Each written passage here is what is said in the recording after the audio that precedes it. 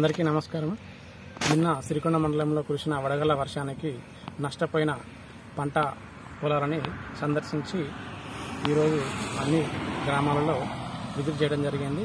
దీనిలో ప్రధానంగా మనకు కొండూరు, పెద్దవాల్గోటు, చిన్నవాల్గోటు, న్యావనంది, మైలారము, సిరికొండ, హుస్సేన్ నగర్, చీమన్పల్లి మరియు తాటిపల్లి గ్రామాలలో పంట నష్టం జరగడం జరిగింది. వీటన్నిటిని కూడా మన క్లస్టర్లకు సంబంధించిన ఏఈఓలు మరియు వ్యవసాయ అధికారి నేను తిరిగి రిపోర్ట్ చేయడం జరిగింది.